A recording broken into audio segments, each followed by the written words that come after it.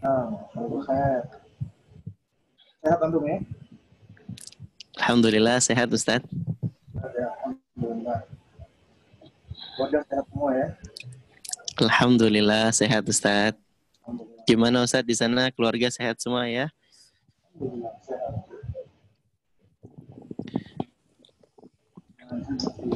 Alhamdulillah.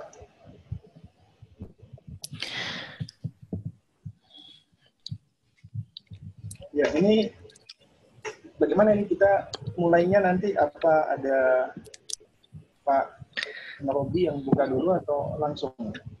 Katanya ada Abu Abia juga Ustaz yang Gitu, mau ya. membuka dulu. Ya, misalnya. Oh iya, ini kita kurang 1 menit ya.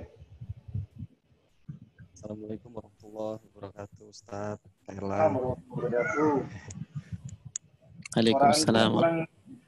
Suara antum kurang jelas itu. Oh, kurang jelas Ustaz. Nah, ini sudah jelas nih. Udah jelas. Udah jelas. Alhamdulillah.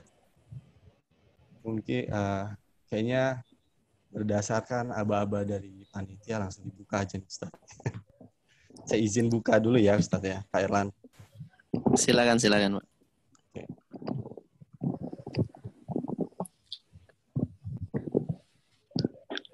Bismillah. Assalamualaikum warahmatullahi wabarakatuh. Assalatu wassalam ala rasulillah, la haula wa la quwata illa billah, amma ba'd. Selamat datang kembali kepada seluruh peserta di acara Bisa Tenang, bincang asik tentang pengasuhan volume kedua, yang hari ini insya Allah akan membahas sebuah tema bertajuk Be Real or Be Perfect. Wah, hampir keselio juga nih lidah ngomongnya. Kira-kira kalau dari judulnya bakalan seru nih pembahasannya. Nah, Masya Allah hari ini Allah berikan lagi kepada kita kesempatan untuk mengambil banyak faedah dengan menghadirkan 2 penasehat mujahadah Parents Project yang sudah tidak asing lagi untuk kita semua, yaitu Ustadz Abu Salma Hafizahullah Ta'ala dan Kak Erlan Iskandar Hafizahullah Ta'ala. Nah, mari kita sapa dulu walaupun kita udah nyapa-nyapa. Assalamualaikum warahmatullahi wabarakatuh, Ustadz. Assalamualaikum warahmatullahi wabarakatuh. Kak Erlan juga alhamdulillah bisa hadir lagi ya Kak Erlan. Alhamdulillah. Selamat datang kembali ya, dan jazakumullah khairan atas kesempatannya hari ini. Semoga hari ini dimudahkan untuk menyampaikan faedah-faedah untuk para pendengar ya, untuk Ustadz dan Kak Erlan. Oke, saya lanjutkan lagi. Sama seperti sebelumnya, sebetulnya, mari kita fokus untuk mendengarkan faedah-faedah yang akan disampaikan sambil mengikatnya dengan tulisan. Dan untuk ibu-ibu, mohon faedah-faedah tersebut yang akan didapat, jangan langsung digunakan untuk dijadikan tombak yang akan dilesatkan ke suami-suaminya yang baru pulang kerja nih, atau yang lagi di pojokan rumah. Gitu. Oke, daripada semakin gak jelas nih saya ngomongnya, jadi kita mulai aja acaranya langsung, tapi pastikan tetap menjaga adab di majelis ilmu ya, sekalipun acara ini diadakan online, agar keberkahan ilmu yang disampaikan bisa kita dapatkan. Dan demi kenyamanan bersama, seperti biasa, selama acara berlangsung, dimohon pada para peserta untuk mematikan video dan mic. Oke. Dan sebagai informasi tambahan, acara ini juga disiarkan langsung melalui YouTube, Facebook, dan Instagram Cikarang Maji. Oke, nggak lama-lama lagi. Untuk selanjutnya, saya serahkan ke Kak Erlan. Fadhal masykur. Baik, terima kasih Pak Robi. Tapi sebelum kita mulai, apakah suara Kak Erlan terdengar jelas Pak Robi? Jelas, Kak. Jelas. Kalau suara Ustadz Abu Salma terdengar jelas tidak oleh Pak Robi? Mungkin Ustadz jelas. Bisa agak kecil tapi Ustadz. Jelas ya? Agak kecil tapi Ustadz, betul Ustadz. Tadi Ana juga mendengarnya agak kecil suara Ustadz Abu Salma. Oke, coba saya setting dulu ya sedikit lagi ya. Iya Ustadz. Biar nanti talk show-nya mantap Ustadz. Mantap. Ya. Ini sih sebenarnya udah saya paling full Ustadz. Full nih. Udah paling ujung nih. Ini emang mungkin kualitas. Saya risau. Tapi bisa didengar dengan jelas ya. Baik. Bisa terdengar Ustaz. Hanya saja memang tidak sebagaimana biasanya Ustaz. Kalau biasanya itu agak Jelas ya. agak terdengar besar. Oh gitu. Sekarang Sekarang juga pelan juga nih. sekarang sudah mulai jernih Ustaz. Sudah mulai jelas ini. Gitu. Ya oke ini. Kalau tadi agak kecil sekali Ustaz ini. Oh gitu. Sekarang udah jelas sekarang ya nih ya. Alhamdulillah sekarang udah jelas Ustaz. Oke, ini kayaknya ada kesalahan setting mikrofon tadi. Oke. Ya. Oh, baik Ustaz. Jazakallah khairan Ustaz dan jazakallah khairan juga Pak Robi Abu Abia yang sudah membuka acara kita kali ini, dan kami ucapkan ahlan wa sahlan buat ayah bunda, bapak ibu sekalian yang sudah hadir di Bisa Tenang volume yang kedua, bincang asyik tentang pengasuhan ya. Terima kasih juga buat Mujahadah Parents Project yang sudah memperkenankan Kak Erlan menjadi moderator pada kajian talk show kali ini. Senang sekali bisa kembali mendampingi Ustadz Abu Salma untuk bisa istifadah, mengambil faidah yang banyak dari perbincangan tentang parenting kita pada sore hari ini. Dan seperti biasa ayah bunda bapak ibu sekalian, jangan lupa untuk menjaga adab-adabnya. Meskipun ini kajian online, ada semangat yang harus tetap dipompa, ada tinta yang harus digerakkan untuk mencatat faedah-faedah yang ada. Dan kita bangun suasana santai pada kajian kali ini. Dan jangan lupa untuk terus bahagia supaya biar cepat paham pelajaran-pelajaran dan faedahnya. Seperti biasa, sebagaimana talk show yang sebelumnya, kita akan adakan kuis berhadiah terlebih dahulu ya untuk menyegarkan suasana. Kalau pertanyaan di volume yang pertama kan siapa yang paling banyak anaknya ya. Kalau sekarang pernyataannya berbeda ya. Kuisnya adalah sebagai berikut. Silakan dijawab di kolom chat nanti ayah bunda ya. Rasulullah SAW bersabda, "Laisa minna man lam yarham soghirona wa yuwakkir kabirona." Bukanlah termasuk golongan kami orang yang tidak menyayangi yang kecil dan tidak menghormati yang tua. Maka pertanyaannya adalah, ada dua soal ya. Siapa di antara ayah bunda yang muda dan siapa ayah bunda yang paling tua? Silahkan ketikkan usianya di kolom chat. Nanti yang paling tua dan yang paling muda dapat hadiah dari panitia ya, insya Allah ta'ala. Silahkan ayah bunda untuk mengisi kolom chatnya, menyegarkan suasana kita dulu di awal-awal sore hari ini. Sebelum kita akan berbincang-bincang dengan Ustadz Abu Salma hafidhahullah ta'ala. Assalamualaikum Ustadz, apa kabar Ustadz? Waalaikumsalam warahmatullahi wabarakatuh. Alhamdulillah. Sehat Karlan. Masya Allah. Masya Allah. Alhamdulillah sehat Ustadz Abu Salma. Baik, senang sekali Ustadz bisa kita adakan lagi kajian talk show dengan tema parenting dan pengasuhan. Setelah di volume yang pertama, di Bisa Tenang edisi pertama kita sudah membahas tentang roller coaster Ustaz ya. Judulnya ini pakai bahasa Inggris terus Ustaz. Ini besok-besok harus pakai bahasa Indonesia aja biar saya dan Abu Abi nggak susah menyebutkannya ini. Kali ini Ustaz, judul yang diangkat oleh tim Mujahadah Parents Project adalah Be Real or Be Perfect.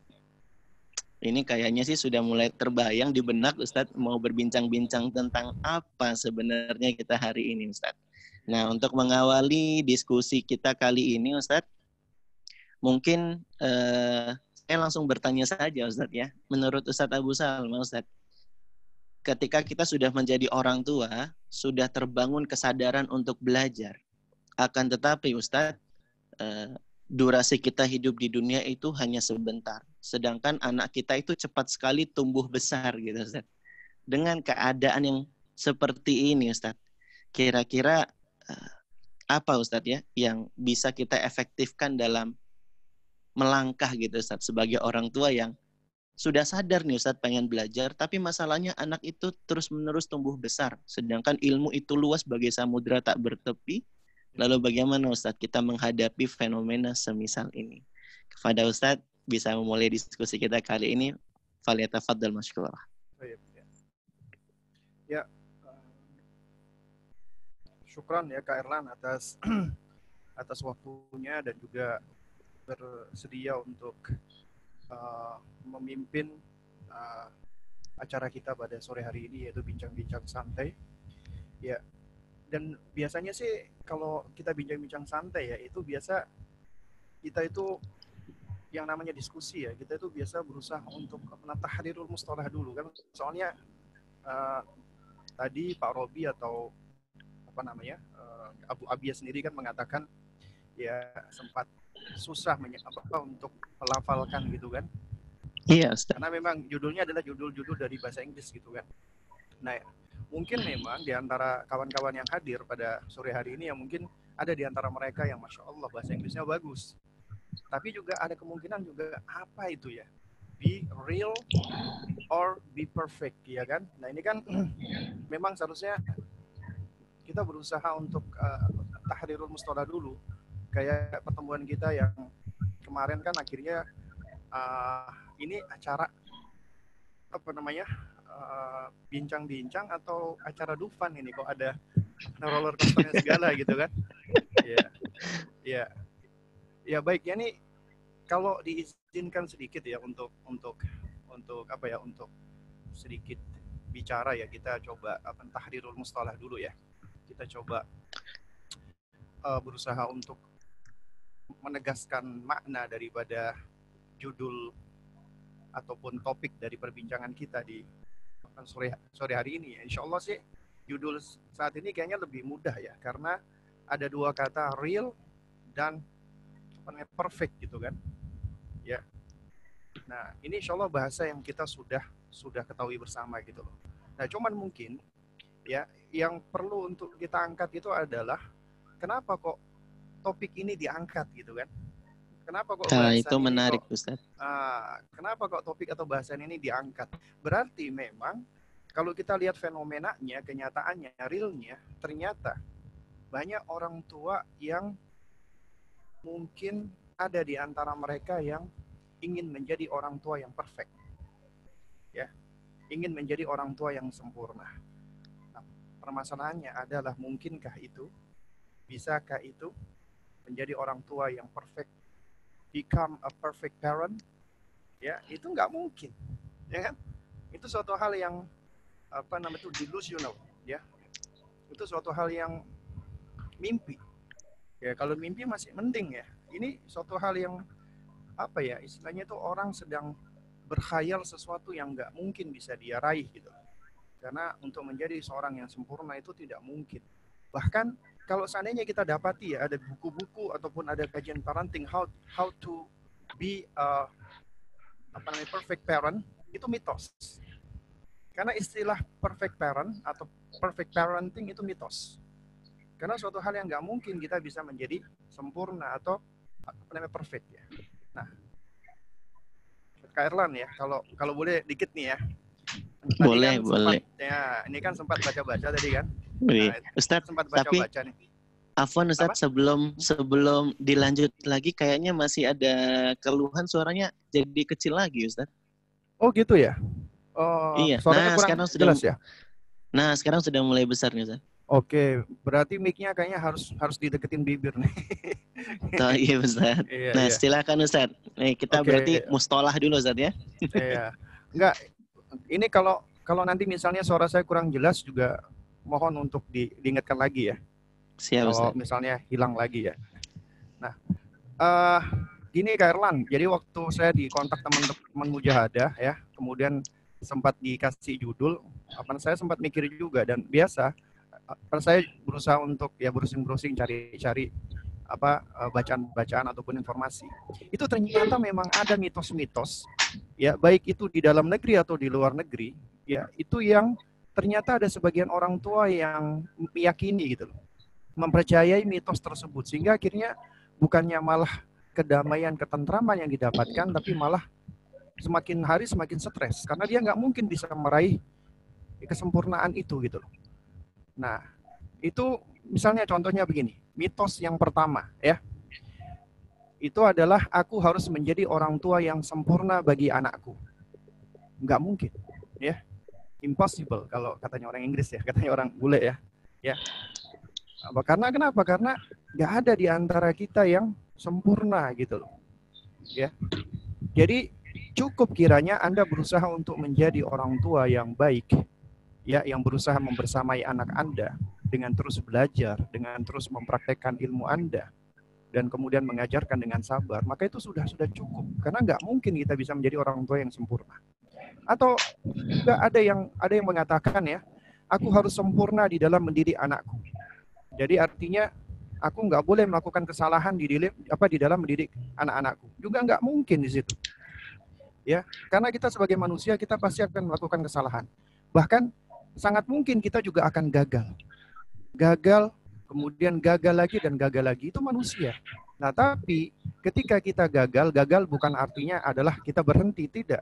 Ya, gagal artinya itu kalau orang-orang yang maju itu adalah kesuksesan yang tertunda gitu katanya ya. Nah, jadi seharusnya ketika kita mengalami hal yang menurut kita gagal, itu sebenarnya bukan gagal. Itu adalah step-step kita yang kita mungkin baru tahu, kemudian kita menghadapi masalah, kita berhenti sebentar, bukan untuk mundur, tapi kita berhenti sebentar untuk mencermati, untuk mengamati, untuk mempelajari, kemudian kita akan maju lagi di situ gitu loh. Dan juga atau mengatakan aku harus menjadi contoh yang sempurna, tidak mungkin. Kecuali baginda Nabi yang mulia Rasulullah Shallallahu Alaihi Wasallam ya. Jadi intinya kita nggak mungkin bisa menjadi orang atau sosok yang sempurna. Karena kenapa? Karena yang namanya keluarga bahagia pasti dia akan menghadapi masalah, pasti dia akan menghadapi problem. Ya, nggak mungkin ya namanya keluarga itu dia akan bahagia terus-terusan, abadi terus-terusan. Apa maksudnya bahagia abadi terus-terusan? Enggak mungkin, ya. Ataupun tidak ada masalah di dalam kehidupannya ataupun di dalam keluarganya. Jadi selama kita hidup, selama kita masih menghirup nafas, ya kita akan selalu menghadapi yang namanya cycle of life yang merupakan bagian dari sunnah kauni Allah. Kita hari ini bahagia, besok sedih. Hari ini kita ketawa, besok kita menangis. Itu mesti. Kecuali nanti sudah di hari akhir. Ya, yaitu ketika sudah bagi orang-orang yang Allah tetapkan di surga, maka yang ada adalah kebahagiaan abadi, kegembiraan, kesenangan, sudah nggak ada lagi kesedihan. Tapi bagi ahlun nar wal billah, maka yang ada adalah penyesalan yang tiada henti dan kesengsaraan. Ya. Nah, oleh karena itu makanya suatu hal yang lumrah, yang normal ya, itu Kak Erlan, kalau kita merasa khawatir, merasa takut, merasa sedih, merasa kecewa, merasa bingung, merasa bersalah, normal. Ya itu kalau kita merasakan hal-hal seperti itu, it means we are human. Wait, kalau ngomong bahasa Inggrisnya gitu. Itu artinya kita ini manusia gitu. So you have to embrace it. Jadi Anda harus melewati itu semua. Karena ketika kita menghadapi itu semua, itu artinya kita masih manusia. Ya. Nah, ya itu you are human being. Anda adalah manusia. When you feel pain, worried, confused, angry, guilty, ya Anda manusia. Kalau Anda merasakan sakit, khawatir, bingung, marah, merasa bersalah dan seterusnya. Bahkan Kak Erlan, kalau boleh saya katakan ya, you were a perfect parent, ya, back before you had children. Benar nggak itu? Kayaknya benar. Benar nggak? You were a perfect parent back before you had children, and you were a perfect spouse or wife and husband back before you married. Ya.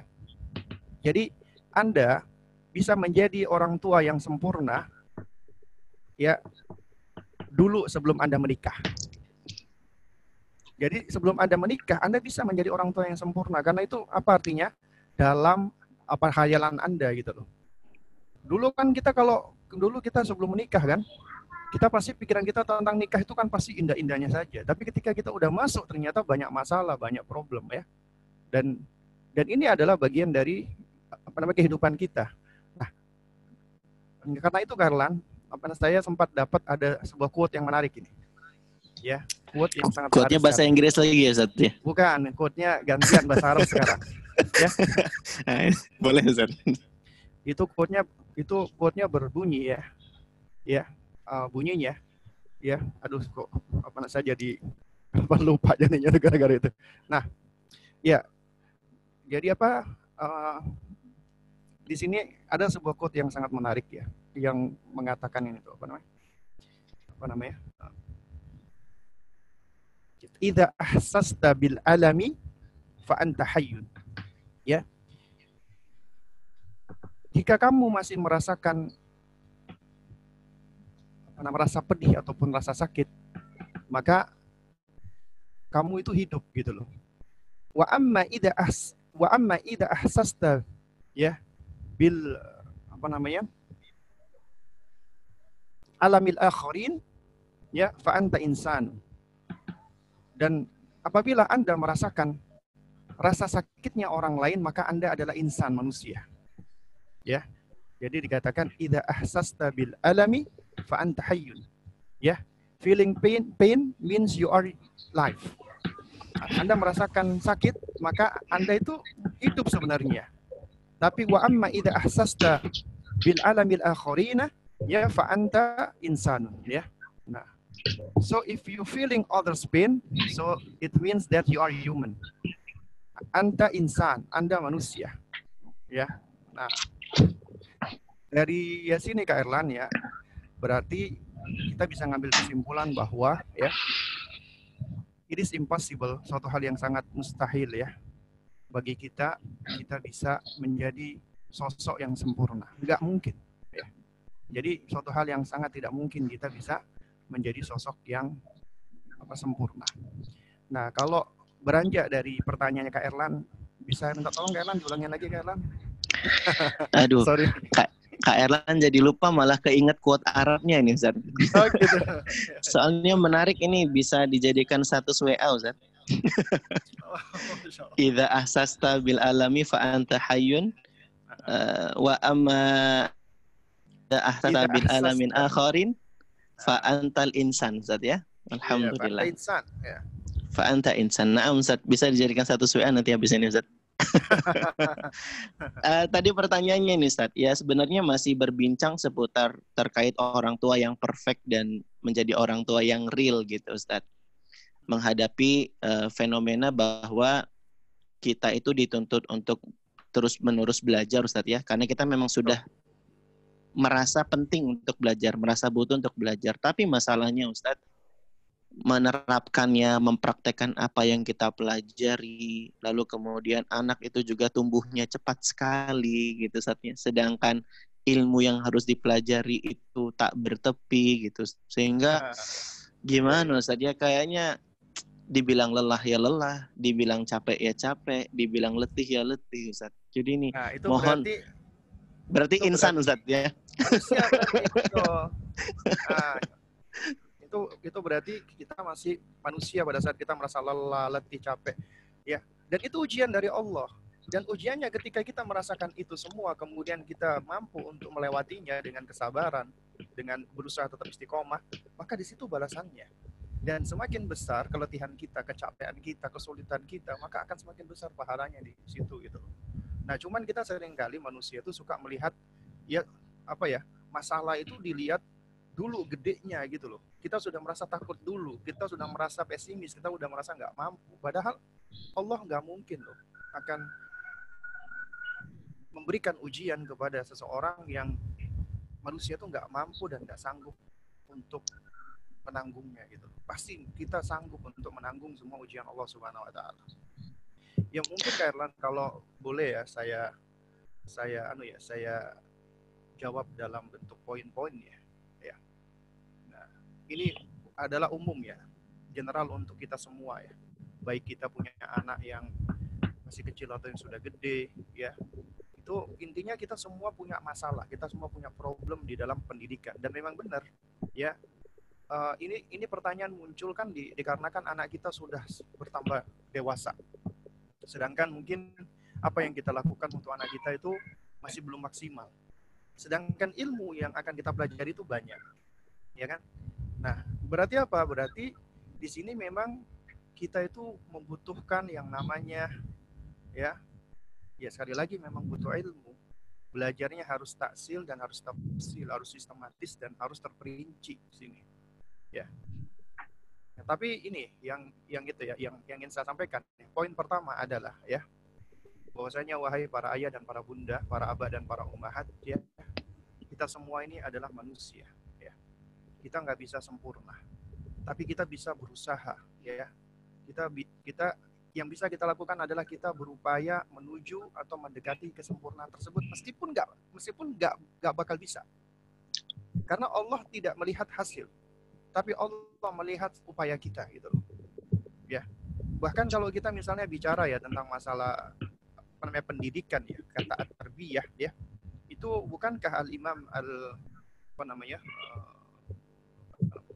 Baidawi ya, semoga Allah merahmati beliau ya, itu di dalam kitab tafsir beliau ya, yang judulnya apa? Anwarut Tanzil ya. Ya, Asrarut Ta'wil ya. Asrarut Ta'wil ya. Itu beliau ketika menerangkan makna Rabb ya. Rabb itu kan adalah Allah Subhanahu wa taala kan. Kalau kita sebutkan secara mutlak ya kan. Jadi beliau ketika menjelaskan makna Rabb, beliau mengatakan ar-Rabbu fil asli bimakna at-tarbiyah. Kata Rabb itu secara asal maknanya adalah tarbiyah, pendidikan. Karena memiliki akar kata yang sama. Wahiyya tablighu syai' ila kamalihi. Nah ini, ila kamalihi syai'an fa syai'an thumma wasala bihi ta'ala lil mubalaghah. Ya. Jadi yang dimaksud dengan tarbiyah di sini adalah ya kita menghantarkan sesuatu sampai ke kesempurnaannya, dan ini dilakukan syai'an fa syai'an, sedikit demi sedikit ya. Juga demikian ya, salah satu ulama ahli bahasa yang bernama Ar-Raghib ya, itu beliau ketika menjelaskan juga makna ar-Rabbu fil asli ya, at-tarbiyah sama. Jadi kata Rabb itu secara asal itu ya maknanya itu punya akar kata yang sama dengan makna tarbiyah. Wa huwa insya'u syai' halan fahalan. Ya, yaitu menumbuhkan sesuatu ya, yaitu halan fahalan. Ya, dalam satu kondisi ke kondisi berikutnya. Ya. Jadi halan fahalan ila haddit tamam, sampai ke tingkatan sempurna. Jadi ternyata kalau kita perhatikan, ternyata tarbiyah itu sendiri ya, itu memang disebutkan oleh para ulama itu adalah dalam rangka untuk menghantarkan sesuatu menuju kepada tamam atau kamal atau kesempurnaannya. Tapi itu dilakukan syai'an fa syai'an wa halan fa halan. Nah, karena itu makanya ya, itu ada seorang ahli pendidikan yang bernama Syekh Abdurrahman Albani ya.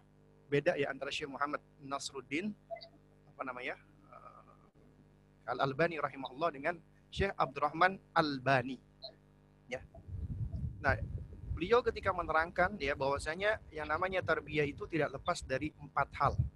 Ya, dari 4. Ketika diringkas tentang pembahasan tarbiyah atau pendidikan, itu nggak akan lepas dari 4 hal. Yang pertama, yang namanya tarbiyah itu adalah ya amaliyah hadifah ya, laha ahdafuha wa ghayatuha wa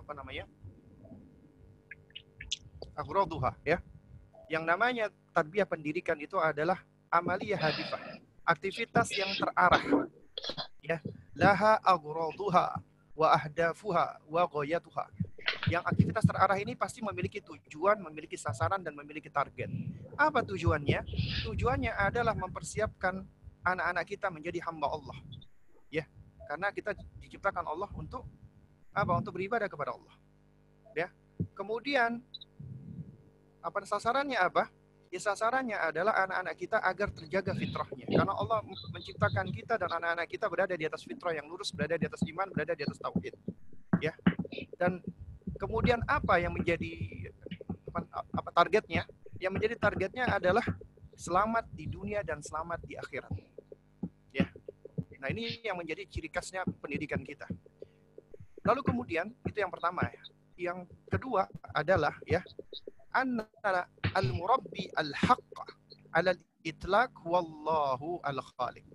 Bahwasanya yang disebut dengan murabbi yang sejati itu adalah Allah Subhanahu wa taala. Kenapa dikatakan murabbi sejati adalah Allah Subhanahu wa taala? Karena Allah la khaliqul fitrah. Allah lah yang menciptakan al-fitrah. Sebagaimana surat Ar-Rum kemarin sudah kita bahas ayat ke-30 ya. Namanya fitratullahi allati fatara nas 'alaiha. Demikianlah fitrah Allah yang Allah menciptakan manusia berada di atasnya. Wa wahibul mawahib. Wahibul mawahib artinya Allah yang mengkaruniakan al-mawahib. Al-mawahib itu semacam bakat ya, bakatnya anak-anak kita. Ya. Wa huwa sanna sunanan ya linamwiha wa tadarrujiha. Dan Allah itulah yang menentukan yang sunnah, maksudnya sunnah kauniyah Allah ya, itu semuanya itu bertumbuh, ada tingkatan-tingkatannya, ada tahapan-tahapannya. Karena itu makanya yang ketiga kata Syekh Abdurrahman Albani rahimahullahu taala, yang namanya tarbiyah taqtadi ya khototan ya, khototan ya, yang namanya pendidikan itu menuntut adanya khotot. Khotot itu artinya ada upaya atau program-program, langkah-langkah ya, tapi mutadarrijah, yang bertahap ya, yang berjenjang ya. Jadi yang namanya pendidikan, apalagi pendidikan anak, artinya di situ memang harus ada langkah-langkah, ada program-program yang berjenjang yang akan menghantarkan anak kita min turin ila turin wa min marhalatin ila marhalatin. Dari satu dari satu fase ke fase yang berikutnya, dari satu langkah atau dari satu perkembangan ke perkembangan yang berikutnya. Artinya ternyata kita di sini dituntut untuk mengetahui hal tersebut. Baru yang terakhir yang disebutkan oleh Syekh Abdurrahman Albani ini ketika beliau menerangkan tentang masalah pendidikan ya. Jadi amalul murabbi talin tabi'un li khalqillahi wa ijadihi. Aktivitas pendidik ya itu harus sesuai dengan tujuan Allah menciptakan. Untuk apa Allah menciptakan? Ya tidak lain dan bukan adalah untuk apa? Allah menciptakan kita dalam rangka untuk beribadah kepada Allah Subhanahu wa taala. Nah, jadi para abah dan para ummahat yang dimuliakan Allah, kalau boleh kita sedikit geser ya ke yang lebih prinsip lagi ya. Ya.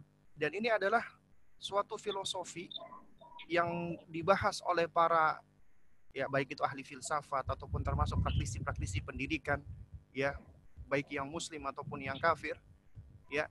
Itu mereka semua berusaha untuk mencari apa tujuannya kita melakukan pendidikan, apa tujuannya kita mendidik manusia ya. Dan kita kebanyakan akan mendapatkan jawaban yang tidak jelas apabila kita kalau kita ngambil dari orang-orang kafir atau dari para filsafat. Padahal ya kalau kita mau kembalikan ya semuanya itu kepada Khaliquna, pencipta kita ya, Allah Subhanahu wa taala, maka niscaya kita tidak akan merasa kebingungan ya. Dan Allah Subhanahu wa taala ya itu ketika menciptakan kita, sejatinya di dalam diri kita ini sudah merupakan tanda akan kebesaran Allah Subhanahu wa taala. Nah, karenanya ya, itu quote yang mengatakan man arafa rabbahu arafa nafsahu wa man arafa nafsahu ya insyaallah arafa rabbahu. Ya. Itu konsep yang benar ya. Siapa yang mengenal dirinya maka dia akan kenal penciptanya, dan siapa yang kenal penciptanya dia akan lebih mengenal dirinya. Artinya kalau kita ingin mengenal konsep diri kita, konsep manusia, maka kita ya ini akan menghantarkan kita untuk mengenal pencipta kita Allah Subhanahu wa taala. Makanya Al-Imam An-Nawawi rahimahullah ya ketika menerangkan ucapan ini bukan hadis Rasulullah ya. Ya. Cuman beliau ketika menerangkan ucapan ini ya, beliau mengatakan ya, maknahu ya man arafa nafsahu bidh-dha'fi wal iftiqari ila Allah ya, siapa yang mengenal dirinya, kelemahan dirinya, butuhnya dirinya ya kepada Allah Subhanahu wa taala wal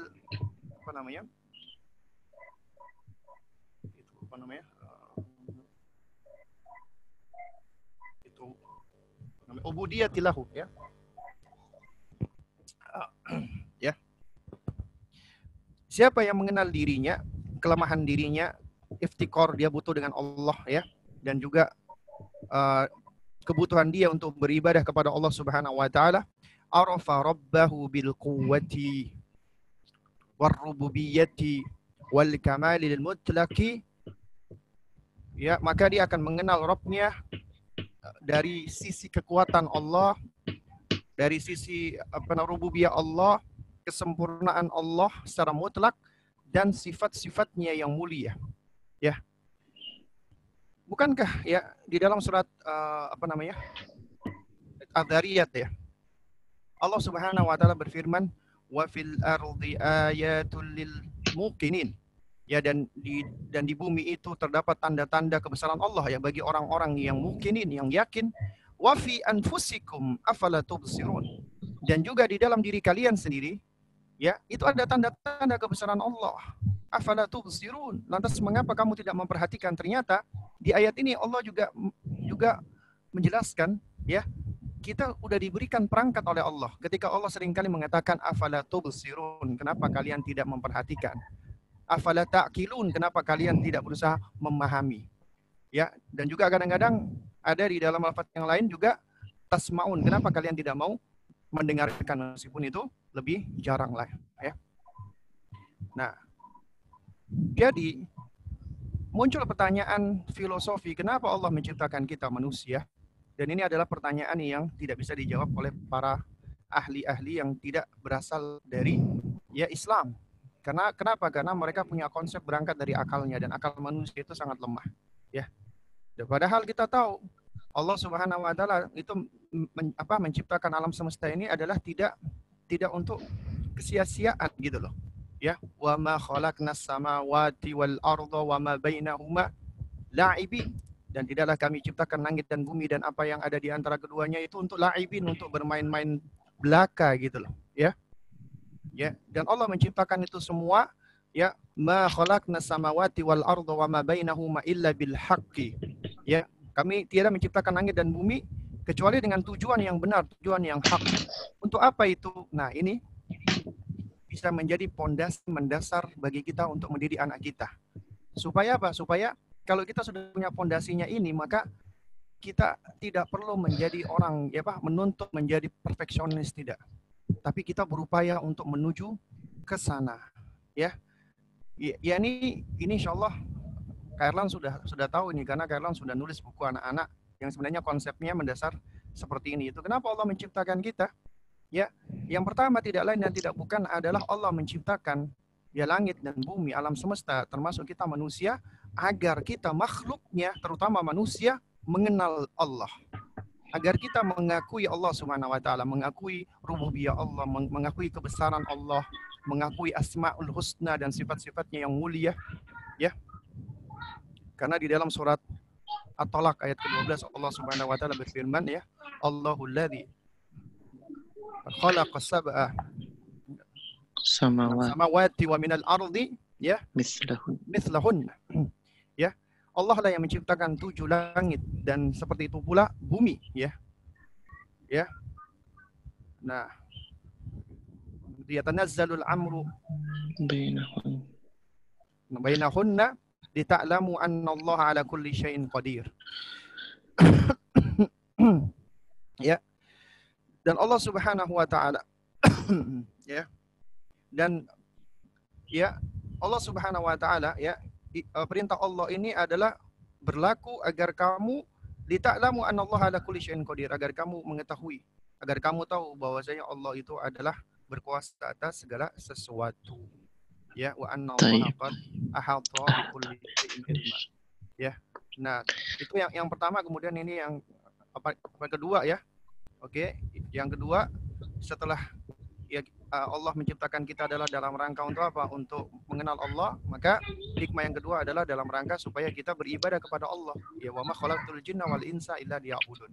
Dan di antara baiknya Allah, ya, Kak Erlan, ketika Allah menciptakan kita manusia, Allah nggak tinggalkan begitu saja, tapi Allah berikan kita bekal.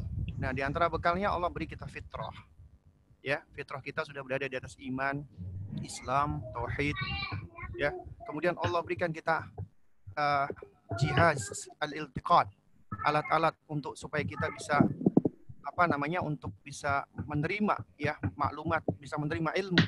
Allah berikan kita as-sam'u wal absar, pendengaran, penglihatan, dan Allah berikan kita al-aqlu, pemahaman, yang mana ini akan membawa kepada al-fahmu, faham. Allah berikan kita gorizah, naluri. Allah berikan kita wijdan, emosi. Allah berikan kita ma'asyir, ya, perasaan-perasaan. Allah berikan kita hawa nafsu juga. Jadi inilah ya yang Allah karuniakan untuk kita semua. Nah, sehingga ya para abah dan para ummahat ya, kita dituntut harus bisa mengenal tentang konsep diri kita. Karena apabila kita mengenal konsep diri kita, kita akan lebih mengenal betapa kita butuh dengan pencipta kita. Demikian pula kalau kita mengenal Allah Subhanahu wa taala, ya, kita akan lebih bisa mengenal diri kita, apa yang lebih utama, apa yang merupakan kewajiban kita, ya, ketika Allah Subhanahu wa taala dengan begitu maha baiknya, ya, memberikan karunia-Nya untuk kita, apa yang bisa kita berikan untuk Allah Subhanahu wa taala. Dan ini pula yang harusnya kita ajarkan untuk anak-anak kita. Ya, baik ya, Kak Erlan, ini mungkin, Masya Allah, kayaknya tidak langsung pada inti menjawab tadi ya. Cuman ini Kak Erlan yang ingin saya sampaikan ya, ini mohon maaf ya, saya ringkaskan lagi ya. Ya. Dan ini untuk pertanyaan-pertanyaan yang semisal ya. Jadi yang pertama adalah kita makhluk yang tidak sempurna. Karena itu makanya jangan pernah kita menuntut supaya diri kita bisa sempurna atau anak kita bisa sempurna. Cukuplah kita berusaha qaribu ya, mendekati gitu loh. That is close enough. Yaitu sudah cukup. Kemudian yang kedua, kita sebagai manusia pasti salah. Al-insanu mahallul khata' wan nisyan. Manusia itu adalah tempatnya lupa, tempatnya salah. Bahkan Nabi SAW pun juga mengetahui tentang tabiat ini, ya. Kullu bani Adam khata'. Ya, setiap anak keturunan Adam itu bolak-balik melakukan kesalahan gitu loh. Ini tabiat dasar manusia, bolak-balik melakukan kesalahan. Tapi kalimat Nabi yang berikutnya ini menunjukkan bagaimana caranya ya supaya kita tidak terus-menerus berada di dalam kesalahan. Ya. Ya. Jadi supaya kita tidak terus-menerus berada di dalam kesalahan, itu ya khairul khata'in at-tawwabun. Sebaik-baik orang yang keliru, yang salah, maka dia selalu bertobat kembali kepada Allah Subhanahu wa taala. Jadi artinya kita pasti salah, dan setiap kita salah kita langsung kembali gitu loh. Terus kemudian yang ketiga ya. Ya. Kita sebagai manusia kita nggak bisa tahu semuanya. Ya. Karena pengetahuan kita memang terbatas. Karena itu makanya ya kita harus terus belajar, nanya, mengamati, mencermati, ya. Jadi insya Allah dengan demikian ya pengetahuan dan pengalaman kita akan bertambah gitu loh. Nah, terus kemudian juga jangan salah. Maksud saya jangan tenggelam di dalam kesalahan-kesalahan kita yang sudah lewat. Ya, kita salah. Ya kita kelewatan, ini anak saya Ustadz begini-begini, Ustadz sudah gini. Ya, kita tahu itu keliru.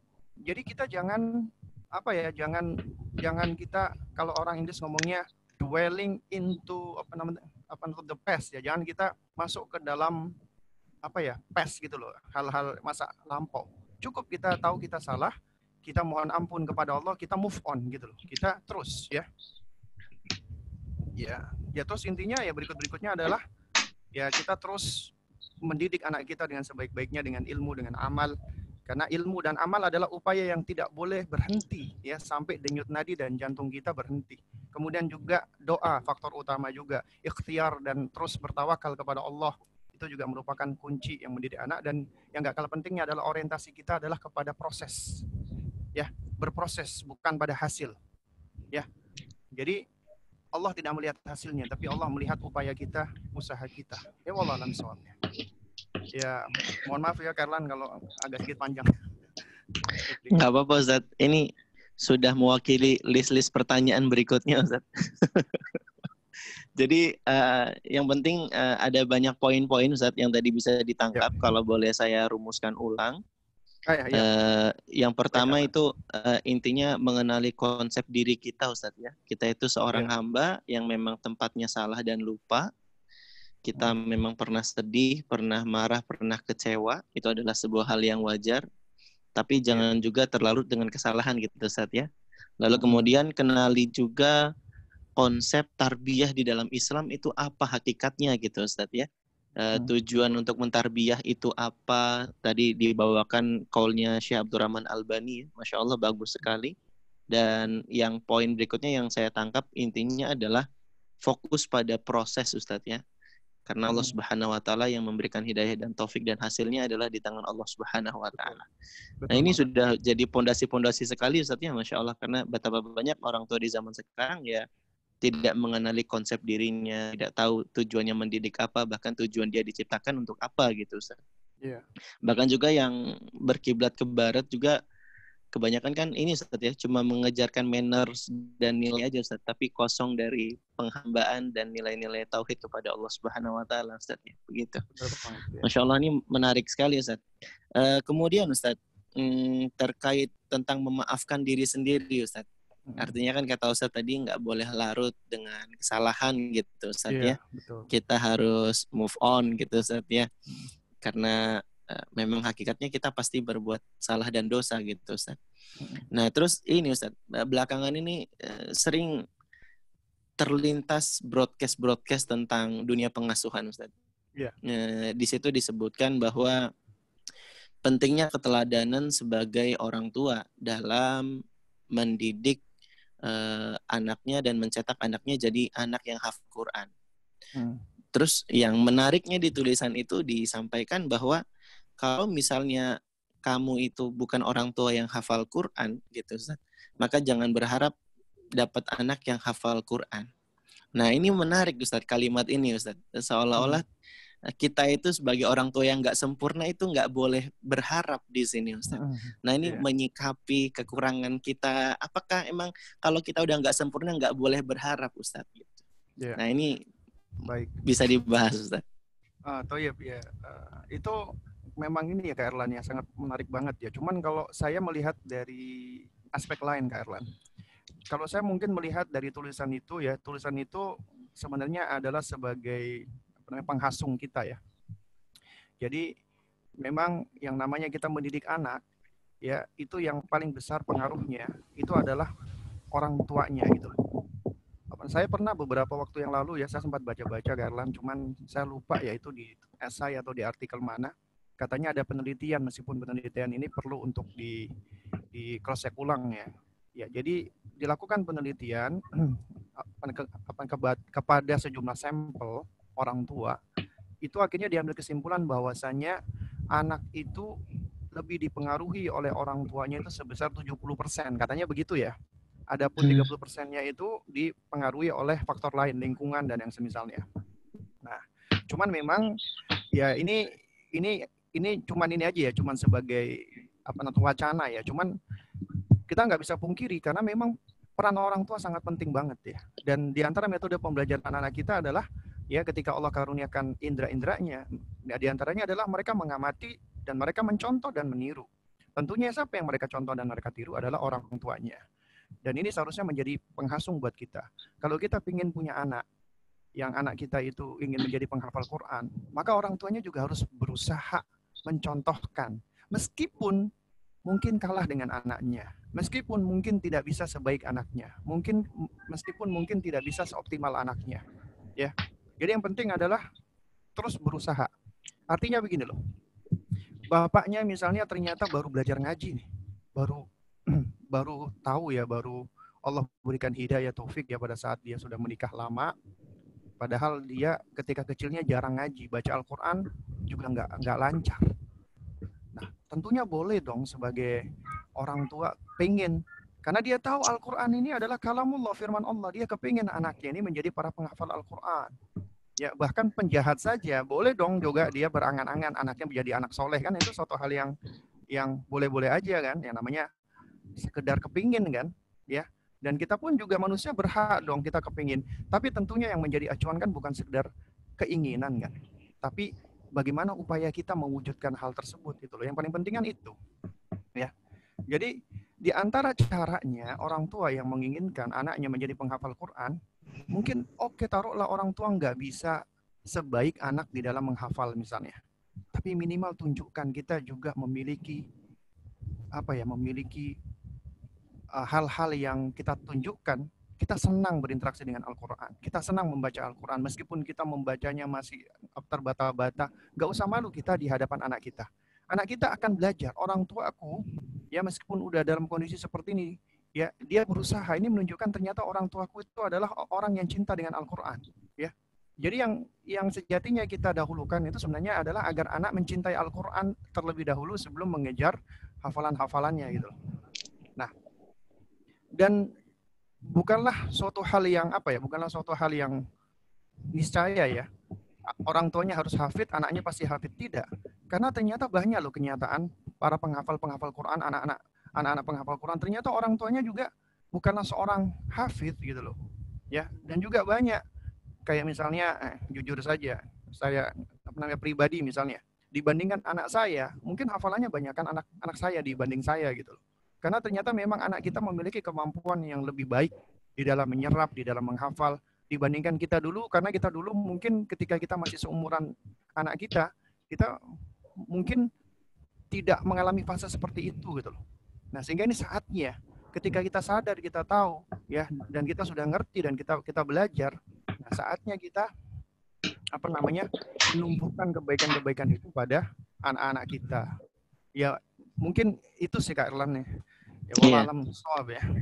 Tapi masih boleh berharap Ustadz ya, sembari boleh saja, ya. berusaha tetap memberikan teladan yang baik Ustadz ya. Masya Allah. Iya. Ustadz, ini ada pertanyaan menarik Ustadz di list chat kita.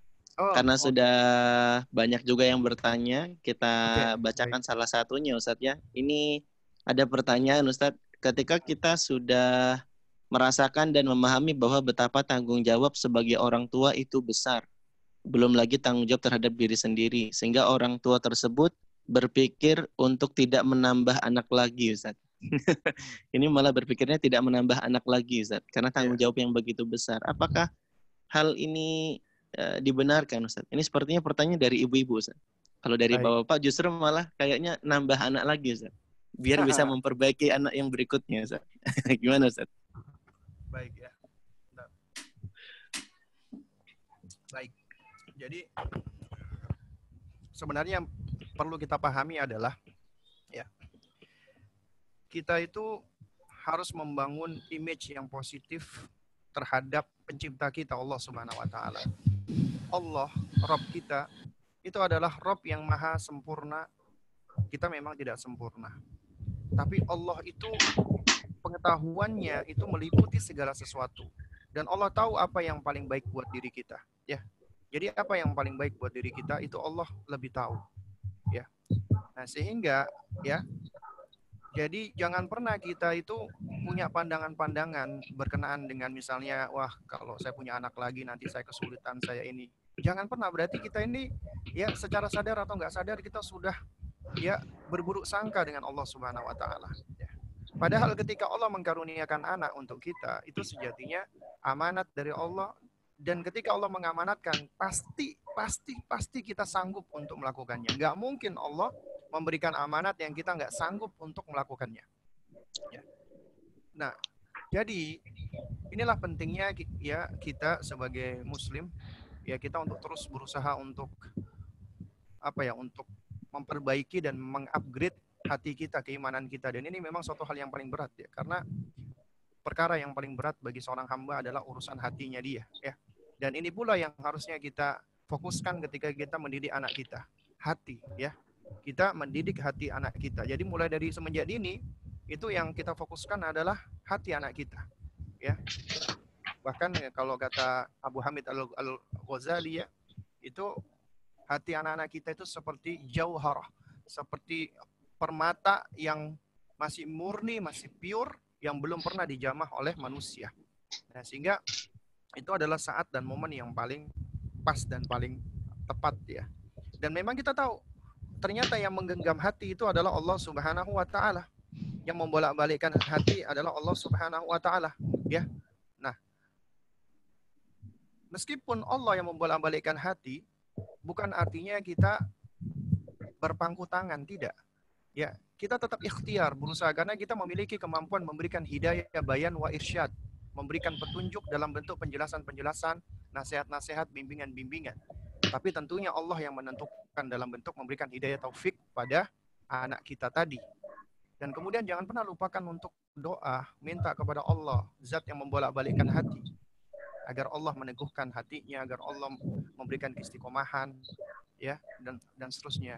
Nah, jadi intinya katakanlah, ya, ini kalau ditanyakan apakah ini benar atau tidak ketika ada seorang ibu, ada seorang bapak, ya, dia merasa bahwasanya selama ini mungkin dia kurang di dalam mendidik anaknya, sehingga akhirnya ya dia merasa, wah kalau gitu aku nggak usah dulu deh punya anak. Kenapa?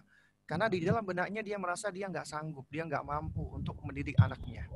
Ya, berarti dia melihat dari persepsi, dia mengambil dari persepsi dan perspektif dirinya ketika dia melihat hal seperti ini. Ya. Padahal apa? Padahal ketika Allah memberikan sesuatu kepada kita, baik itu al-hasanat ataupun as-sayyiat, baik itu kebaikan ataupun keburukan, itu sejatinya semuanya adalah baik. Apabila itu hasanat, kita bersyukur kepada Allah. Apabila itu sayyiat, kita bersabar kepada Allah Subhanahu wa taala. Semuanya itu baik gitu loh. Nah, karena itu seharusnya ya ini kalau menurut saya ini adalah konsep berpikir yang apa ya? Yang mundur ke belakang. Seharusnya kita move on, maju gitu loh. Ketika kita tahu kita misalnya punya anak-anak yang misalnya kita mungkin banyak kelewatan, bukan artinya kita sudah gagal, tidak. Selama kita masih hidup, selama kita masih bernafas, anak kita masih bernafas, kesempatan untuk membimbing dan untuk mengganti waktu-waktu yang sudah lewat itu masih ada gitu loh. Dan seharusnya muncul di dalam benak kita, berarti Abi, kita punya anak lagi yuk, supaya kita bisa dari ilmu yang sudah kita ketahui, kita bisa berusaha untuk mempraktekannya. Dan yang namanya mendidik anak itu adalah ya ibadah yang paling panjang. Kalau istilahnya Kak Erlan itu apa namanya? Membutuhkan napas yang panjang. Ya. Jadi memang benar. Jadi ini adalah sangat butuh kita untuk apa ya? Untuk menghela napas kita ya. Karena ini memang kita butuh apa? Butuh kekuatan, kesabaran dan seterusnya gitu loh. Itu Kak Erlan. Nah, kalau boleh Kak Erlan saya tambahin satu aja sedikit lagi Kak Erlan. Ya. Boleh Ustaz. Iya. Ini kalau boleh saya kaitkan tadi dengan masalah perfection tadi ya, dalam masalah kesempurnaan tadi Kak Erlan. Ya. Kita memang makhluk yang imperfect, makhluk yang tidak sempurna, ya. Ya. Dan kita boleh-boleh aja sih kepengen ya dapat pasangan yang perfect. Yang namanya kepengen kan boleh-boleh aja. Tapi tentunya biasanya orang-orang seperti ini cuma bisa mimpi aja gitu loh. Nah, seharusnya itu yang diubah adalah mindset kita gitu loh. Ya. Kita ini makhluk yang tidak sempurna. Anak kita juga tidak sempurna, pasangan kita juga tidak sempurna gitu loh. Dan Allah menciptakan kita memang seperti ini. Kita berada di dalam ketidaksempurnaan. Tapi di sisi lain, kita itu punya kelebihan. Allah berikan kelebihan kepada masing-masing kita. Yang itu unik, itu istimewa. Nah, karena itu makanya yang namanya perfection, yang namanya kesempurnaan, ya, itu adalah ketika ya dua insan manusia yang imperfect, yang tidak sempurna, lalu mereka saling menyempurnakan dan saling melengkapi satu dengan yang lainnya. Ya, itulah yang namanya perfection ya, meskipun bukan benar-benar perfect ya. Artinya kita bermitra, berpartner dengan pasangan kita untuk saling melengkapi, tidak saling menyakiti. Jadi kita saling bahu membahu, ya. Nah, insya Allah dengan cara seperti ini adalah di antara modal kita supaya kita bisa melangkah bersama, di antaranya di dalam mendidik anak kita. Dan ini kita memang membutuhkan napas yang panjang. Insya Allah kita bisa berbagi napas di situ. Ya bahasanya mungkin ya seperti itu. Ya. Masya Allah, jazakallah khair Ustaz atas faedah-faedahnya. Kemudian Ustaz ada pertanyaan lagi. Ketika kita sudah belajar Ustaz ya, kemudian kita semangat menerapkannya, meskipun pada tataran realitanya semangat dan keistiqomahan itu kadang naik kadang turun Ustaz. Bahkan bukan kadang naik kadang turun banget semangatnya gitu maksudnya. Ya, betul. Jadi sering sekali menjumpai keadaan di mana kita tidak sebagaimana yang kita harapkan gitu, Ustaz. Dan efeknya berdampak pada anak yang kita punya ambisi terhadapnya tapi ternyata belum sesuai gitu, Ustaz. Nah, pertanyaan berikutnya, Ustaz, terkait orang tua yang masih berproses ini, lalu kemudian mendapati hasil anaknya yang seperti sekarang ini, sejauh apa, Ustaz, ya nilai syukurnya orang tua? Kemudian boleh nggak, Ustaz, sih kita merasa rumput tetangga itu lebih hijau, artinya anak orang lain itu lebih baik dari anaknya saya, kemudian akhirnya berdampak pada ketidakbersyukuran orang tua terhadap anak gitu, Ustaz. Itu pandangan Ustaz gimana, Ustaz, terhadap realita yang sebenarnya cukup sering terjadi di kalangan banyak orang tua hari ini, Ustaz. Apalagi ada Instagram, Ustaz. Report-report anaknya orang lain itu jadi luar biasa sekali godaannya, Ustaz, untuk tidak bersyukur terhadap anak sendiri. Silakan, Ustaz. Oh iya, ya, baik ya. Nah, ya ini memang ya mungkin di antara wabah kalau kita boleh ya pakai istilah seperti itu ya. Ya, ini semua dikarenakan apa? Ya dikarenakan ya mungkin juga berangkat dari paradigma berpikir kita, mindset kita, dan juga dari pemahaman kita. Ya, itu juga menunjukkan ternyata kita ini belum memahami konsep diri kita. Ya, dan itu juga menunjukkan ternyata kita belum begitu memahami ya konsep ketuhanan ya. Artinya orang-orang yang dia mempelajari mengenal Rabb-nya ya, dia meyakini Allah Subhanahu wa taala itu di dalam nama-namanya yang indah dan di dalam sifat-sifat yang mulia. Allah itu Maha bijaksana, Allah Al-Hakim, ya kan? Allah itu adalah Maha adil dan seterusnya ya. Nah, ini menunjukkan apa? Ini menunjukkan bahwa yang namanya manusia ya itu senantiasa butuh untuk terus berproses, butuh untuk terus berikhtiar kepada Allah Subhanahu wa taala, untuk terus berusaha ya. Dan juga ya kita sebagai manusia juga kita ini butuh dan kita perlu untuk apa? Untuk mengapresiasi hal-hal yang meskipun itu sedikit ya, cuman itu adalah hal-hal yang patut untuk kita syukuri gitu loh. Dan kita seringkali melihat sesuatu itu dengan perspektif atau kacamata kurang. Padahal kita memang manusia yang penuh banyak banyak kekurangan. Nah, tapi kelirunya perspektif kita adalah kita membandingkan hal ini dengan yang lainnya, dengan orang lain, dengan tetangga kita atau yang semisalnya. Padahal ya apa yang kita lihat di luar itu tidak sama dengan mungkin apa yang kita lihat di dalam. Setiap manusia, setiap keluarga, setiap orang pasti punya problem masing-masing, punya kekurangan masing-masing, punya aib masing-masing, ya. Nah, kita seringkali hanya melihat mungkin hanya bagian ujungnya saja. Kalau mungkin kita naik kapal ya ibaratnya, kita ngelihat ada sebuah gunung, ya gunungnya itu mungkin yang naik cuma sedikit aja, ya, cuman permukaannya cuma sedikit gitu loh, gunung itu, ya. Tapi kalau kita menyelam, itu ternyata di bawahnya itu begitu sangat besar gunung itu gitu. Jadi kita mungkin cuma menilai apa yang muncul di permukaannya saja, ya. Nah, dan ini memang kebanyakan kita seperti itu gitu loh. Kita ini cenderung untuk menilai secara instan. Kita cenderung menilai dari sisi madhahirnya, dari sisi penampilannya, dari judge the book from its cover. Kemudian yang parahnya lagi adalah kita membanding-bandingkan anak kita dengan mereka atau kita membandingkan kita dengan mereka. Nah, oleh karena itu para ayah dan bunda ya, yang perlu saya sampaikan ya, mungkin bisa saya sampaikan dalam bentuk poin-poin seperti ini. Yang pertama ya, Anda adalah makhluk Allah Subhanahu wa taala. Allah menciptakan Anda fi ahsani taqwim, dalam bentuk, dalam rupa yang sempurna ya, dan yang paling baik ya.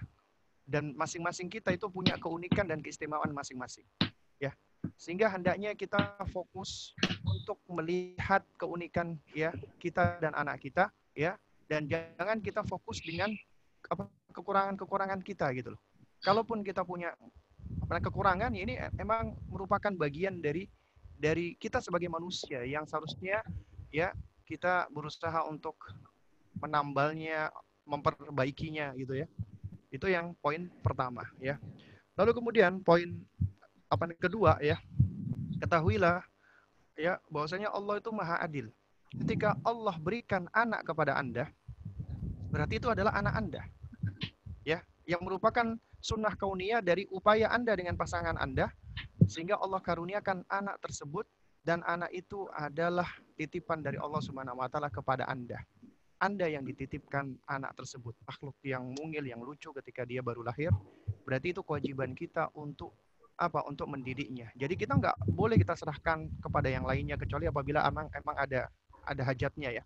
Artinya kita yang wajib untuk mendidiknya, itu kewajiban kita. Allah amanatkan anak itu kepada kita. Artinya kalau bahasa gaulnya itu anak-anak aneh ya, anak-anak kita gitu loh. Ya. Anak yang diberikan kepada kita berarti itu adalah anak yang Allah titipkan untuk kita, ya. Berarti dia punya keistimewaan sendiri, punya keunikan sendiri. Sedangkan anaknya orang lain itu adalah anak-anak mereka. Allah berikan itu sesuai dengan keadilan Allah kepada mereka. Punya keistimewaan sendiri, punya keunikan sendiri gitu loh. Nah, oleh karena itu makanya ya kita harus qanaah dong. Apa yang ada pada diri kita yang Allah berikan, maka itu kita syukuri, kita terima, dan kita berusaha untuk ya berikhtiar supaya kita bisa menjalankan amanat itu. Ya, artinya kita nggak perlu ngurusin ya, maksudnya kita melihat anaknya orang lain gitu loh, ya. Dan juga demikian kita nggak usah ngurusin ucapan orang lain terhadap kita. Bagaimana kita mendidik anak kita, masa anaknya sudah seperti itu, hafalannya masih cuman surat kulhu doang. Kita nggak usah mikirin seperti itu anak-anak kita yang akan bertanggung jawab kepada Allah Subhanahu wa taala. Ya. Dan anak kita itu punya keunikan masing-masing, ya. Allah Subhanahu wa taala berikan mereka keistimewaan, karena itu ya Anda ketika membandingkan dengan anak orang lain itu berarti Anda melakukan perbandingan yang nggak fair, ya. Karena kenapa? Karena Anda hanya melihat satu sisi saja. Anda tidak melihat dari sisi-sisi yang lainnya. Jangankan sama anak orang lain. Kita punya anak 4, kita pun juga tidak sepatutnya membandingkan anak-anak kita. Kamu lihat tuh, abang tuh seperti ini. Kamu lihat tuh, adik tuh seperti ini. Jangan, ya. Jadi, kita hindarkan ya sifat atau karakter suka membanding-bandingkan ya anak kita dengan yang lainnya, karena mereka itu punya keistimewaan, maka kita pahami keistimewaan itu, kita cari ya keistimewaan itu, dan kita ulik agar supaya keistimewaan anak kita, keunikan anak kita itu bisa memberikan manfaat ya. Dan ini tentunya insya Allah akan melatih kita untuk terus bersyukur dengan apa yang Allah Subhanahu wa taala berikan ya. Ya intinya jangan suka banding-bandingkan. Berarti harus jadi orang tua yang bersyukur, Ustaz ya. Jangan jadi orang tua yang insecure. Pakai bahasa Inggris juga, Ustaz. Biar kayak Ustaz ya. Ustaz, ini menarik sekali, Ustaz. Perbincangan kita sore hari ini ada sesi yang penting ya. Kemudian kaidah-kaidah penting dalam tarbiyah, dalam pengasuhan anak, yang ini semoga bisa jadi pegangan ayah bunda, para aba dan ummahat yang mengikuti kajian sore hari ini, Ustaz. Sebenarnya Ustaz ada banyak sekali hal-hal yang mau ditanyakan, tapi karena ternyata waktu itu cepat sekali berlalu, Ustaz. Ini sekarang sudah jam 5:07. Makanya tadi banyak peserta yang dari Makassar undur izin duluan, Ustaz, karena di sana sudah azan gitu, Ustaz. Nah, ini ini kalau ada satu pertanyaan kemudian Ustadz tutup atau apakah Ustadz berkenan? Ini ada juga sebenarnya yang raise hand satu orang, Ustadz. Gak apa-apa. Ini juga Cinere masih belum maghrib nih. Masih aman, Ustadz ya. Baik, kalau gitu kita kasih kesempatan untuk yang raise hand untuk bertanya. Karena waktu ternyata masih panjang ya untuk Ustadz Abu Sanam. Alhamdulillah, kami persilahkan. Bagi yang sudah raise hand, satu orang dulu mungkin ya. Ya, bismillah. Assalamualaikum Ustadz. Waalaikumsalam warahmatullahi wabarakatuh. Waalaikumsalam warahmatullahi wabarakatuh. Ada di mana-mana. Ya Ustadz, Ana mau bertanya Ustadz. Ya. Jadi ini ya tentang ta'aruf Ustadz, nggak apa-apa. Tentang apa? Ta'aruf. Oh, ta'aruf. Ya. Ya. Silakan. Jadi Ustadz, ini seorang ikhwan, dia di biodatanya dia menuliskan bahwasannya ingin mendidik anaknya seperti Abdullah bin Mas'ud. Dan juga karena obsesinya dia gemar dengan kisah Abdullah bin Mas'ud, dia juga menjuluki dirinya dengan Ibnu Mas'ud atau Mas'ud. Nah, itu gimana Ustaz? Apakah dia sudah dibilang bahwasannya dia sudah memiliki tujuan untuk berumah tangga, nantinya memiliki anak, ingin dididik seperti ini, atau gimana menurut pandangan Ustaz? Itu aja Ustaz. Jazakallah khair. Oh iya. Wah, jazakillah khair ya. Jadi sebenarnya ketika kita ngefans dengan sahabat Nabi ya, itu sebenarnya baik juga sebenarnya. Bagus ya kita ngefans dengan orang-orang soleh, dengan orang-orang yang ya termasuk Allah muliakan ya. Dan dia ketika Nabi mengatakan almar'u ma'aman ahabba, seseorang akan bersama dengan orang yang dia cintai, yang mudah-mudahan ketika kita mencintai seseorang yang baik ya, maka kita insya Allah akan dibangkitkan bersama dengan dia.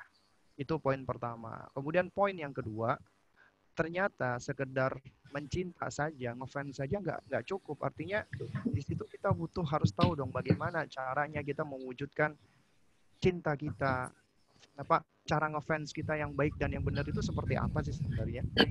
Ya, kalau kita perhatikan banyak orang ngaku aku cinta Rasulullah, tapi ternyata kenyataannya apa yang mereka lakukan adalah menyelisihi dari sunnah-sunnah Rasulullah SAW.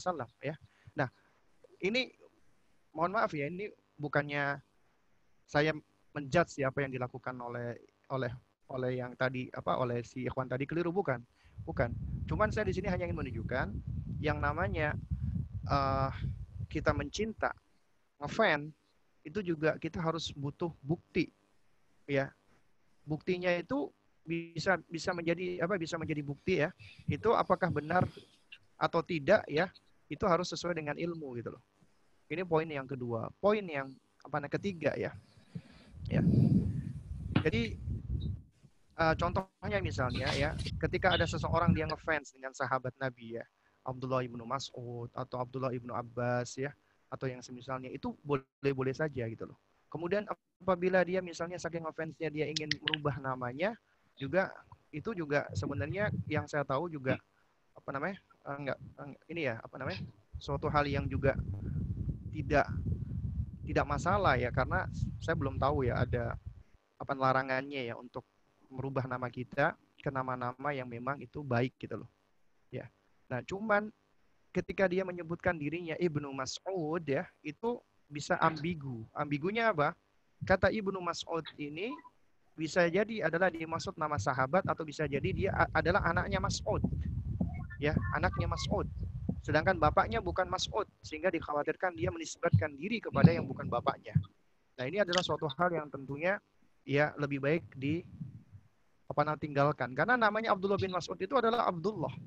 Sehingga ketika dia punya nama Abdullah misalnya, si ikhwan ini namanya Abdullah, ya, bapaknya namanya Suherman misalnya, Abdullah bin Suherman, kemudian dia ganti menjadi Abdullah bin Mas'ud, ya, itu bisa menimbulkan suatu hal yang ambigu. Maksudnya bisa jadi niatnya dia, aku mengatakan Abdullah bin Mas'ud karena itu cuma nama Abdullah bin Mas'ud, namanya sahabat, ya, itu namanya sahabat. Padahal sebenarnya cukup nama Abdullah saja, itu sudah sama dengan namanya Abdullah bin Abbas, Abdullah bin Mas'ud.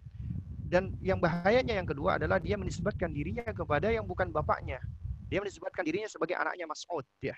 Kalau dia menyebut, kalau ya dia ingin merubah namanya misalnya menjadi Mas'ud, itu mungkin masih mending. Tapi ketika dia menyebutkan dirinya Ibnu Mas'ud, ya maka ini tentunya bisa menimbulkan problem ya. Ini poin yang ketiga. Poin yang keempat adalah ya, untuk melihat apakah seseorang itu dia benar-benar benar-benar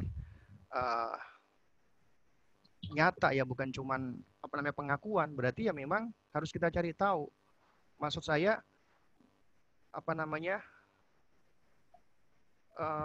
sejauh mana pengetahuan dia tentang sosok Abdullah ibnu Mas'ud.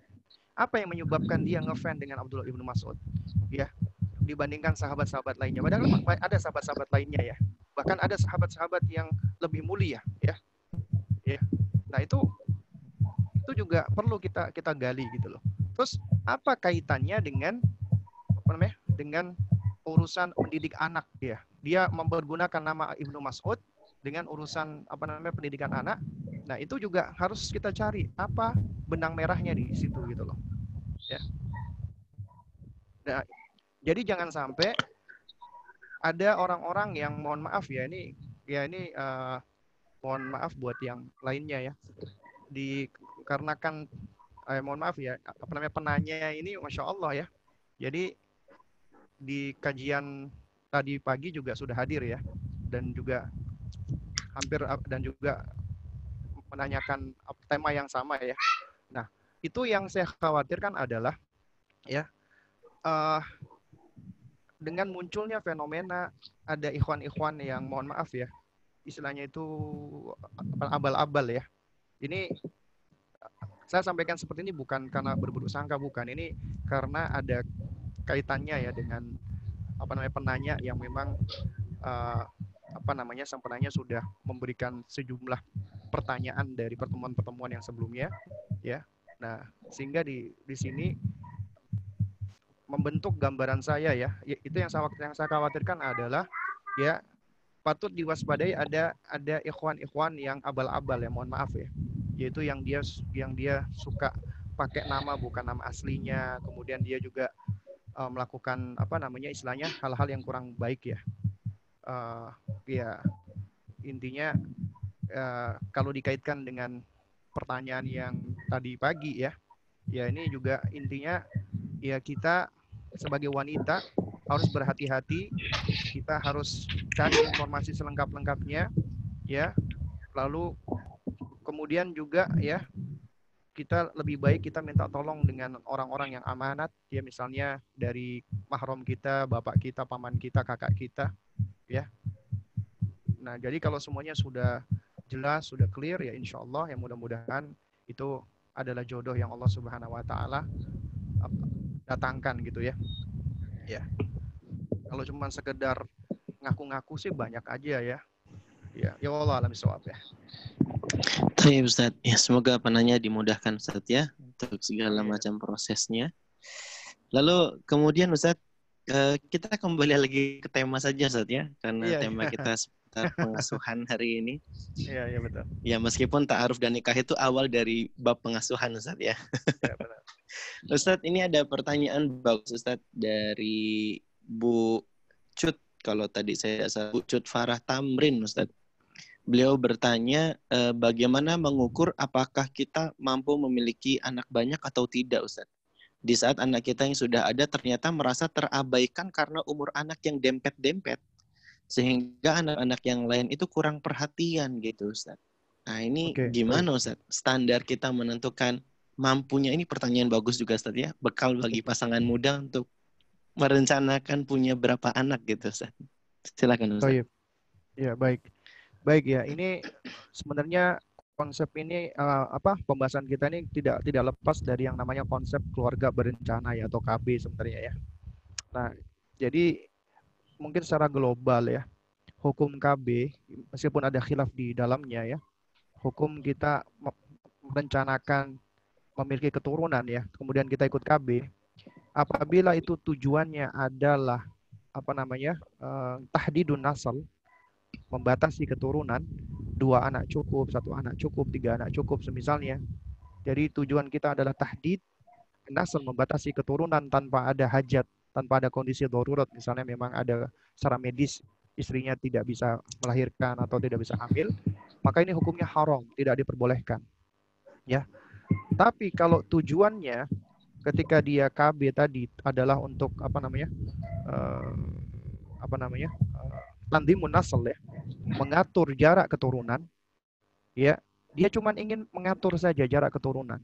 Sebab apa? Sebab memang sesuai dengan pengetahuan kita, pengalaman kita, ya knowledge kita, ya bahwasanya memang, dan ini juga hikmah yang disimak oleh para ulama, diantaranya kenapa ya hendaknya seorang ibu itu dia menyapih anaknya selama 2 tahun, yaitu diantaranya supaya apa? Selain untuk memperkuat bonding antara ibu dengan anaknya, itu diantaranya adalah ada hikmah-hikmah yang akhirnya bisa tersingkap secara ilmiah, ya wanita yang menyusui anaknya biasanya, meskipun tidak semuanya, biasanya itu dia akan terhalangi untuk bisa hamil lagi sampai dia menyapih anaknya. Nah, sehingga dari sini ya itu menunjukkan bahwa ya ketika seseorang dia melakukan tanzim, ya melakukan pengaturan jarak, tidak membatasi, ya supaya anak ini misalnya dia lebih bisa dia dia apa ya dia didik dengan seutuhnya, dengan sepenuh hati, ya meskipun ini memang ada khilaf, ada ulama yang tetap memakruhkan dan ada ulama yang tetap melarang, ya cuman sebagian ulama itu memperbolehkan melakukan tanzim munasal, ya yaitu mengatur jarak kelahiran agar kita orang tua kita bisa fokus di dalam mendidik mereka, ya. Nah, sehingga diantaranya ya tadi itu setiap 2 tahun, ya. Jadi tiap 2 tahun ya itu bisa melahirkan lagi, 2 tahun bisa melahirkan lagi, dan kita manusia cuma bisa ikhtiar, adapun selebihnya di tangan Allah. Artinya begini. Artinya ya, ketika Anda punya anak, kemudian Anda melakukan, mohon maaf misalnya ketika berhubungan dengan suami, ya, itu misalnya melakukan istilahnya itu ini tuh azl, ya, atau koitus, ya, atau koitus interruptus, ya, artinya sperma dikeluarkan tidak di dalam rahim, ya, dan ini tujuannya adalah bukan dalam rangka untuk membatasi keturunan, tapi tanzim munasal, ya, dan niatnya adalah supaya kita bisa fokus mendidik anak-anak kita, maka ini adalah suatu hal yang setahu saya tidak dilarang atau tidak diharamkan, ya, meskipun ada sebagian ulama membencinya atau makruhkannya, ya. Dan insya Allah jarak 2 tahun itu adalah jarak yang ideal, ya, jarak yang ideal. Meskipun mungkin ada yang tiap tahun lahir, cuman juga sama, wanita itu juga memiliki kapasitas pula, ya. Artinya tubuhnya itu juga punya kemampuan, ya. Oleh karena itu wanita yang setiap tahun melahirkan, ya meskipun tiap wanita beda-beda, cuman umumnya itu dia cuma memiliki batas kemampuan melahirkan hanya 7 sampai 10 kali. Apalagi kalau yang harus sesar, sesar itu pun juga ada batasan maksimalnya di situ, gitu loh, ya. Nah, jadi ketika Anda ingin punya anak, banyak anak itu baik, ya, memang insya Allah baik, karena tiap anak punya rezeki masing-masing, ya. Nah, ya intinya adalah, ya, kita yakin sama Allah, berapapun anak yang Allah karuniakan untuk kita, meskipun jaraknya saling berdempetan, meskipun kita kelelahan, kita capek, kita kehabisan napas misalnya, meskipun kehabisan napas, tetap toh kita masih bisa bernapas, ya. Jadi artinya semakin sulit kita menghadapi sesuatu, ya. Nah, ini menunjukkan bahwasanya, ya, apabila kita melewatinya dengan kesabaran, dengan keyakinan, dengan ketenangan, ya, meskipun itu berat, insya Allah ganjaran pahalanya akan lebih besar lagi, ya, insya Allah taala.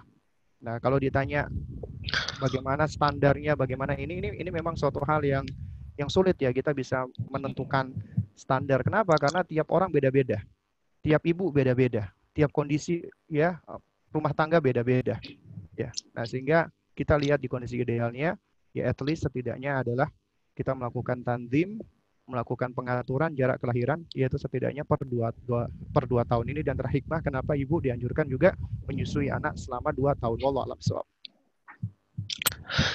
Baik, Ustaz. Jazakallah khair atas jawabannya, Ustaz. Menarik, Ustaz, ya, pembahasan ini sepertinya harus dibuat daurah sendiri, Ustaz, ya. Baik, Ustaz, mungkin ada kalimat penutup, Ustaz, menyemangati ibu-ibu supaya tetap bersyukur, kemudian tetap real menghadapi kenyataan dalam dunia pengasuhan, dan mohon motivasi dan nasihat Ustadz biar kami ini jadi orang tua yang tetap semangat belajar dan terus mempraktekkan apa-apa yang sudah kami pelajari dan kami dapatkan di dalam pengasuhan anak-anak tercinta. Silakan, Ustadz. Ya, baik, ya. Ya, mungkin yang dapat saya sampaikan, ya, Allah Subhanahu wa taala ketika menciptakan kita manusia, Allah itu memberikan kita dengan berbagai macam karunia, dan Allah lebihkan kita dibandingkan makhluk-makhluk yang lainnya. Allah ciptakan kita fi ahsani taqwim, dalam komposisi, dalam struktur, dalam bentuk yang paling baik ya. Bahkan kalau kita melihat ya secara asal penciptaan kita, artinya ketika kita ingin memahami diri kita sebagai manusia, maka kita harus tahu dong asal penciptaan kita. Itu ternyata Allah jelaskan asal penciptaan kita itu di dalam surat apa namanya? As-Sajdah ya, ayat 7 sampai ayat 9. Ya. Ketika Allah Subhanahu wa taala menerangkan ya, alladzi ahsana kulla syai'in khalaqah ya, yaitu yang membuat segala sesuatu yang Allah ciptakan dengan sebaik-baiknya. Ya. Kemudian perhatikan kata Allah, wa bada'a khalqal insani min tin. Dan Allah memulai penciptaan manusia itu dari tanah. Ini kata para ulama yang namanya aslul ba'id. Ya, aslul ba'id artinya asal penciptaan yang jauh. Ya kan, anak-anak kita kadang-kadang nanya, Umi, Abi, katanya kita diciptakan dari tanah, ya. Ya kan? Itu manusia diciptakan min tin, dari tanah liat. Itu aslul ba'id. Penciptaan yang jauh. Bapak kita memang diciptakan Allah dari tanah. Ini sebagaimana surat As-Sajdah ayat 79. Tapi keturunannya Adam alaihissalam dan ibunda Hawa itu Allah terangkan di ayat berikutnya, ayat ke-8 ya, summa ja'ala naslahu in sulalatin mimma'in mahin. Dan kemudian Allah jadikan keturunannya itu dari saripati min sulalah, dari saripati air yang hina. Perhatikan kata Allah, mimma'in mahin, dari air yang hina. Ya. Ini aslul qarib, asal penciptaan yang dekat, ya. Asal penciptaan yang dekat, ya. Nah, kalau kita perhatikan ya, para abah dan para ummahat ya, para ayah dan para bunda, ketika Allah menerangkan asal penciptaan kita manusia, sebelumnya Allah puji kita, Allah muliakan kita dalam bentuk penciptaan. Tapi juga di sisi lain Allah jelaskan ternyata kita itu diciptakan dari air mimma'in dafiq, dari air yang memancar misalnya. Yang mana itu juga ya keluar dari tempat yang hina. Makanya dikatakan mimma'in mahin. Ini sebenarnya dalam rangka untuk menempatkan diri kita agar diri kita tidak congkak ya, untuk menghancurkan kecongkakan kita manusia. Dan ini juga untuk apa? Untuk selalu mengingatkan kita agar kita selalu bersyukur kepada Allah Subhanahu wa taala. Ya. Agar kita selalu bersyukur kepada Allah.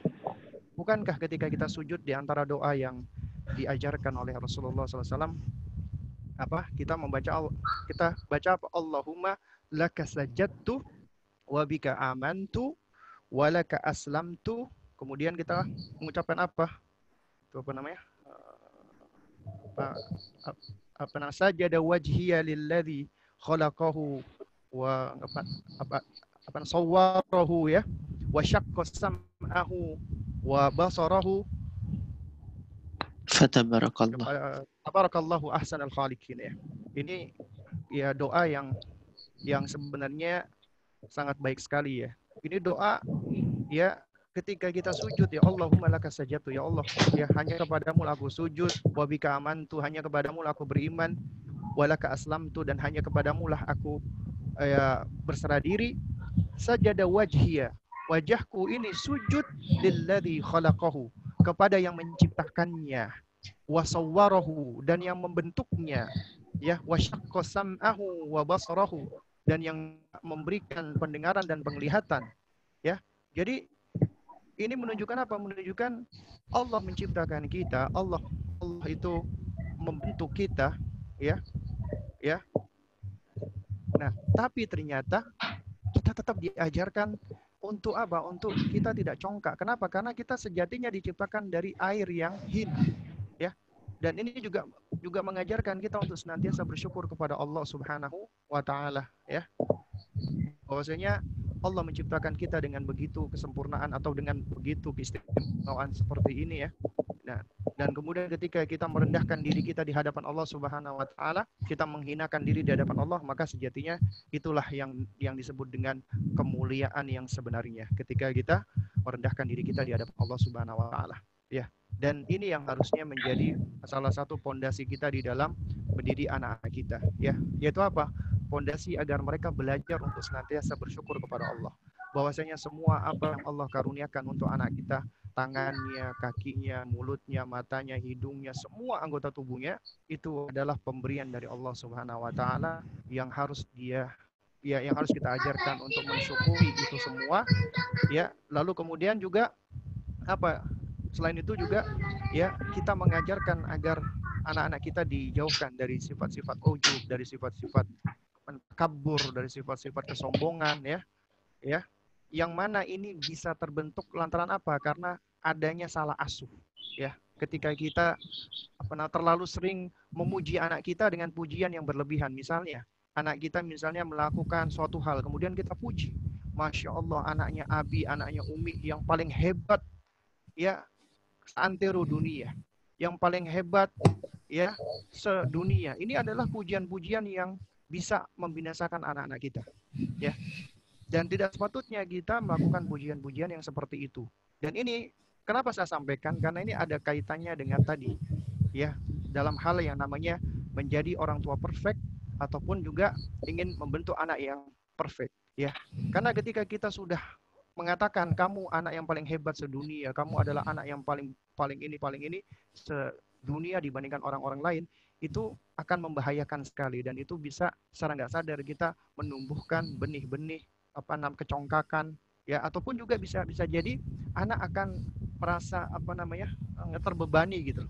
Berarti aku benar-benar harus menjadi manusia yang paling baik sedunia, sehingga akhirnya apa? Sehingga akhirnya ya dia malah menjadikan ambisinya itu untuk hal-hal yang ya sifatnya duniawi yang seperti itu, dan ini tentunya jadinya kurang baik. Yang lebih utama adalah kita ketika mengapresiasi anak kita adalah kita melihat prosesnya. Masya Allah, anak Abi, anak Umi, alhamdulillah, kamu sudah berusaha, Masya Allah. Kita boleh mengatakan kamu hebat ya, kamu pintar, boleh kita bilang seperti itu. Cuman kita nggak usah pertama membanding-bandingkan. Kamu lebih baik daripada fulan.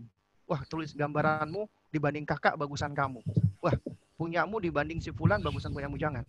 Atau kita bandingkan lagi dengan yang lebih luas. Ini lebih berbahaya lagi. Wah, ternyata tulisan kamu yang paling baik sedunia. Ya.